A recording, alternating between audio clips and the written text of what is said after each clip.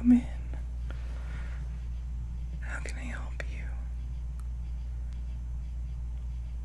Yeah. Definitely. For sure. So you're kind of a beginner. Do you need like a full set or just a few brushes to get you started? Do you kind of know what you are looking for, or would you just like my suggestions?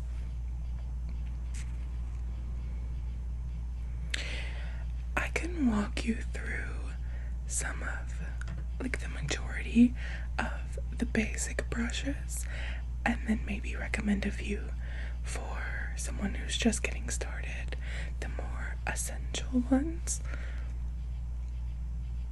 Yeah, of course, you are free to take my recommendations or pick out a few of your own or kind of mix and match. That's up to you. Okay, great. As you can see, I have a collection of brushes here in front of me. They are, yes, the ones we use when we take makeup appointments. Yes, so these are used. You would obviously be purchasing brand new ones in the utmost condition, but this is a good way for me to walk you through some basics. So let's get started. I'm gonna go over some face brushes first, and then we'll get into the smaller eye brushes. Okay, I have a whole host of brands here, and brand specific is really not important, especially when you're first starting.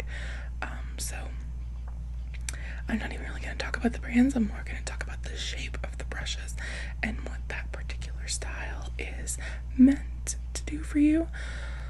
But of course, you're free to use brushes in any way you want, to mix and match them for their intended purpose and for whatever other purpose you might find for them. So this is a very standard kind of brush. It's a flat top. You can see it's a bit dirty from my last client, but yes, it's a flat top brush. Very sleek. This would be most likely to be used for liquid or cream product like foundation, or you can even use it for powder. Both. I keep lots of brushes of this style in my collection because they are so versatile. They pick up a lot of product very well, and they can pack it very densely. So I know all the rage right now is like cosmetic sponges, and of course those have their intended purposes, and they have beautiful application techniques as well. But this I find is better for full coverage because the wetness of, like, say a beauty blender can shear out the application just a little bit. Of course, you can always build and really press the product in, but if you want a quick and efficient way to get the maximum effect, I find like a flat, densely packed brush like this is the way to go. This one's quite soft as well. So this would be one that I would probably recommend. I'm gonna be popping them back into my little makeup holder as we go. Another type of foundation brush that I don't think is as popular today, but still has its time and place, is a flat paddle brush. So you can see it's kind of not super widely packed and very flat from this direction. And this is one that you just kind of paint on. I don't tend to reach for this as much because I find it harder to get a completely smooth application with it. It can tend to be a bit streaky, but it is a good way, I find, to pack on a lot of product in a certain area. Say if you have, like I do, like acne scarring or things like that, you can really build up the coverage and then blend it out with another brush.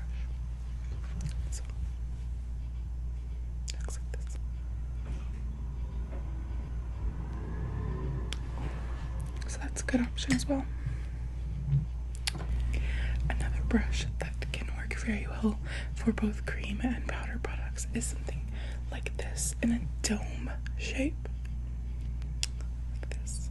And this is again very densely packed, but this kind of smaller surface on the head of the brush I find makes it good for foundation, but also good for like cream bronzer, cream blush, cream highlighter, things that you want to put in a much more specific area and like really pack, and then you can blend a little bit as well. But I have been known to use something like this for again liquid or cream foundation, and you could even powder with this too. It's a more general purpose brush, but I find that this shape and size is good for that in the more concentrated areas. So something like this. And then this one, we'll see. Brushes that are like this are called duo fiber. So they have these thinner, like lighter colored bristles on the top, and then more densely packed bristles down here at the bottom of the standard kind of brown variety.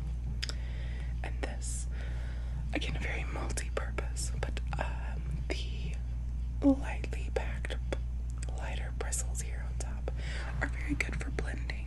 So whether that's a bronzer or a blush, again, even a complete face powder could be done that way, a highlighter depending on how concentrated you would like it to be.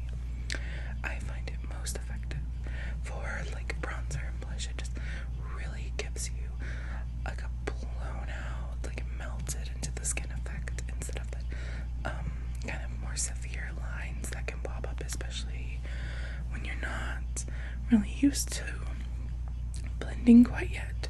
Like say if you went in with something like this, like a big fan brush, you could end up with like really stripy lines.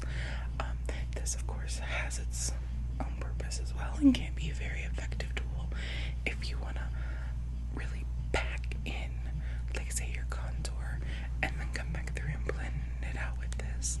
Or you can really push it in and then kind of flick up or flick down. It can really allow you to carve out places like your cheekbones, your forehead, or your jawline, etc. So either tool is going to be really effective for that, and it really just comes down to preference and like just day-to-day preference as well, because these are two of my most used tools. I enjoy them a lot. I use them interchangeably together quite often. So those lighter bristles, remember, are really going to help blending, and these are a little bit more dense, but you can still blend with this. It is possible. Another good kind of medium between those two brushes is something like this, which is an angled face brush. It has a little bit of flare, but it is compact, but it's not densely packed. You can see the bristles move quite easily, which means you can still get that buffing and blending motion down, but you can also turn it on its side and really carve out. I think this is a good multi-purpose brush for blush, for bronzer, for contour, for highlight even. And the shape, I think you kind of get the most bang for your buck with this, because you can do it all. Instead of having one specific brush for all of those things, you can use its point to highlight, use the whole surface of the brush for blush, turn it on its side for the contour. You see what I mean? So I think this is an excellent beginner brush because it's going to cover so many of your bases. And as you can see, this little one here has a finger grip, which can just help with holding it. Another thing that you kind of want to keep in mind when you're using this is light pressure. Don't like splay the bristles. You're not going to get the best effect that way, and it just could ruin your application in several different ways. So something like this, and I do have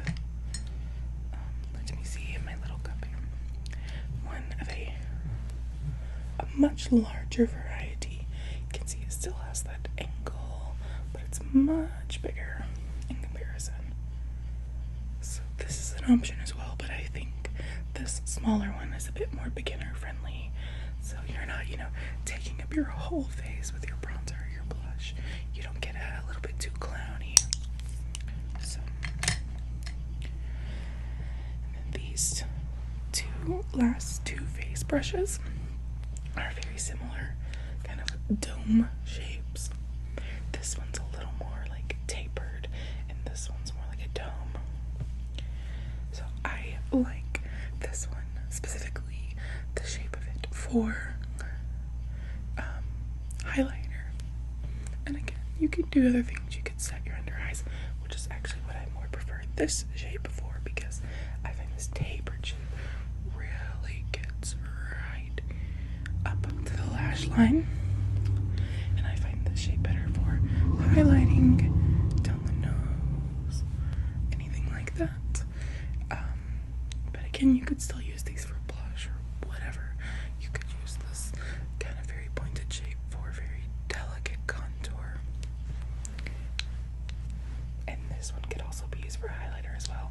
They're very soft and more medium bristled, not too dense but not too lightly packed either. Not what I'd use for lots of blending, more precise placements. But these two. Now let's move on to some eye brushes, as long as you're game and you're not feeling too overwhelmed.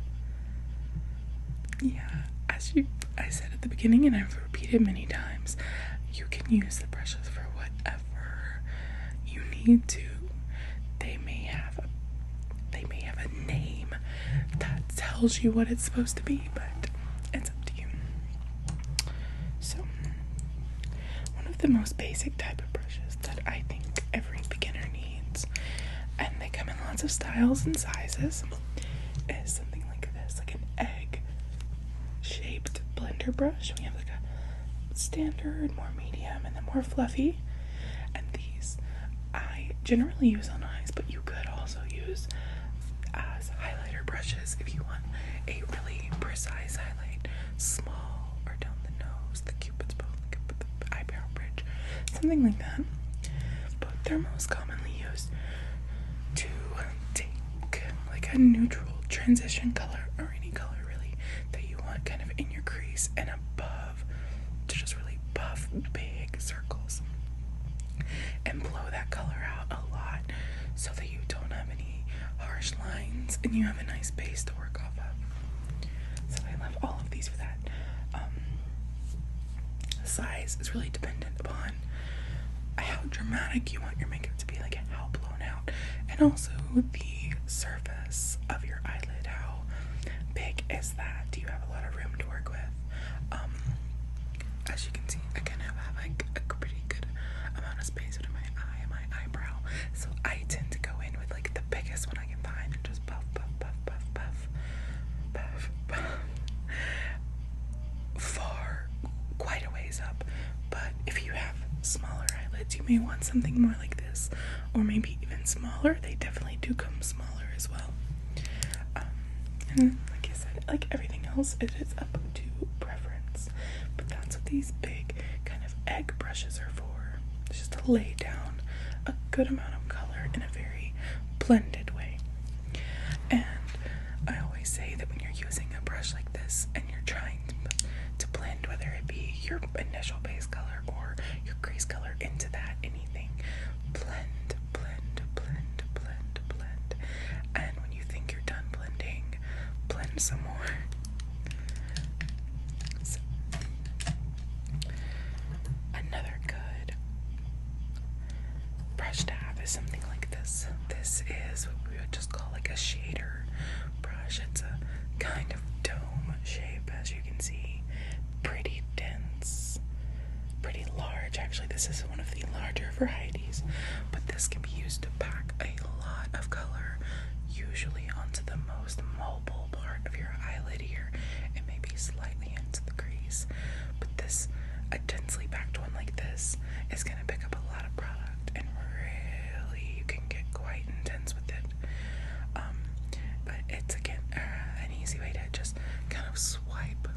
some on too if you just want a really quick look, maybe like a nice shimmer.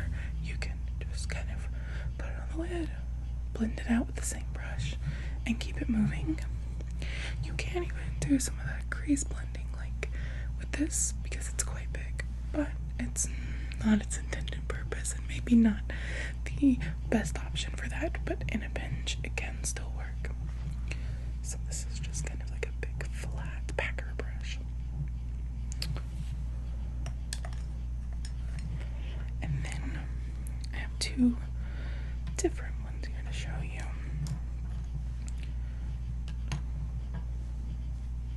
I thought I did. Maybe I did not grab the other one. That's okay. This is what we would call a flat shader brush. So, usually intended mostly for eyes, I would say, to control exactly where you're putting on color. And if you use a shimmer with this, you can get a lot more payoff than you would on something that was bigger and fluffier. But something like this you could also use for concealer. These bristles do work well with liquid and cream products as well, so you could pack concealer under your eye on certain spots, things like that. It's just a flat shader brush. And these two another very staple brushes, but this is two different styles of them. These are liner brushes. This is a flat liner here and an angled liner here. And these can be for eyeliner, so you could use eyeshadow and really pack it in and kind of give yourself a liner. You can dip these into liquid or cream liner, create cat eyes, line underneath your eyes. What I use them most for, because I don't wear a ton of eyeliner, is for the brows. So you could dip these into brow pomades, brow powders, even a eyeshadow, and fill in your brows and kind of shape them. So very, very beginner friendly and kind of multi-purpose in that same way. They can do a lot for you, and whether you like a flat or angled is just preference, which you'll figure out as you work with the brushes which you prefer more. I don't really have a huge preference, honestly. I just, whichever one I see first, I'll make it work. So I'm going to show you three smaller brushes here that are for more detailed work, and I would say these are not necessary beginner brushes, because especially if you have like a liner brush, you can do your eyeshadow underneath your eye with that and blend it out. It will work fine. But if you want to get more detailed, even in your top lid work, but especially on the underneath, you could get something like these. This is just like a pencil brush. You can see this one is like a small flat dome, and this one is actually more of that kind of egg shape, but very small. So these are good at blending out that under eye, or maybe if you wanted to do a highlight under your brow or on your inner corner, that will be good. Or like a halo eye, where you do darkness on the outer part and the inner part and leave the middle of your lid blank and bright. Something smaller like these can come in handy.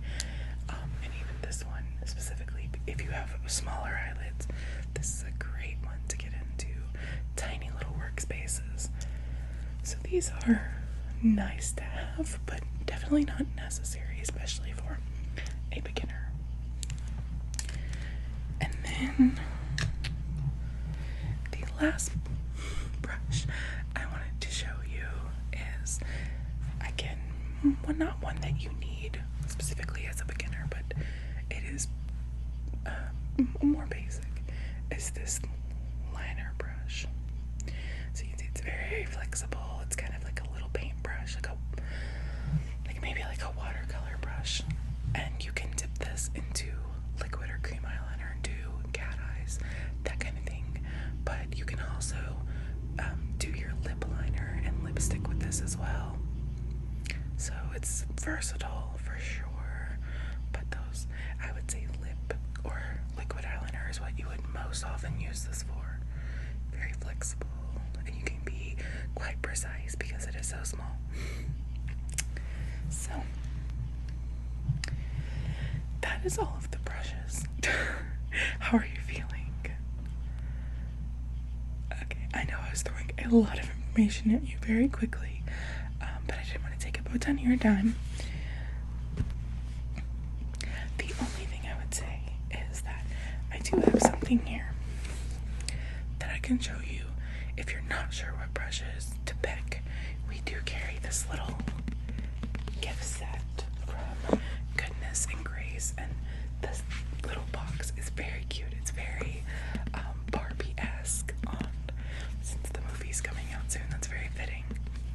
But it has a little top handle and latch here, and so if you open it up, you will see a little mirror and two brushes here, and then some more in the bottom. And I'll just run you through these really quickly. You can get these brushes out of this little slot.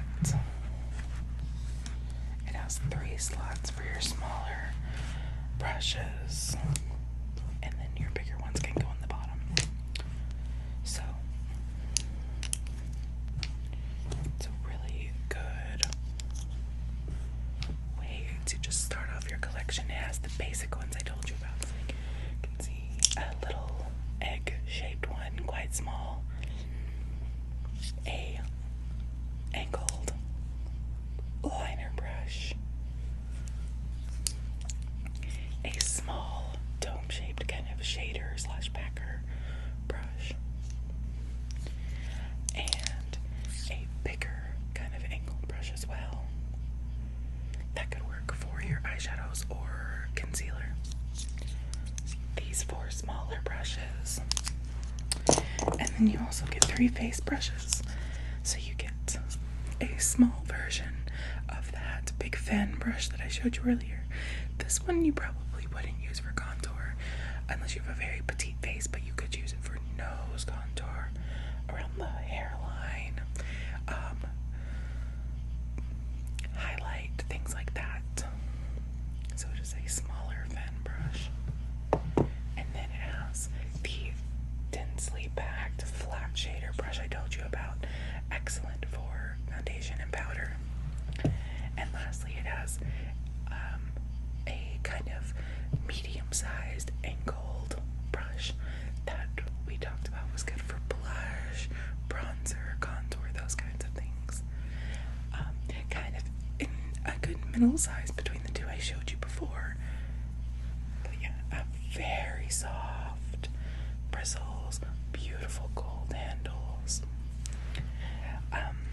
Since this comes in a set, it's a gift set, you will know that these probably are not the best quality brushes, but since you're a beginner and you're just learning, you're probably not ready for such an investment anyways, and this is a good bang for your buck, so to speak. So what do you think? Do you have some brushes that I showed you that you would like specifically, or did you maybe want to try out this little fun set?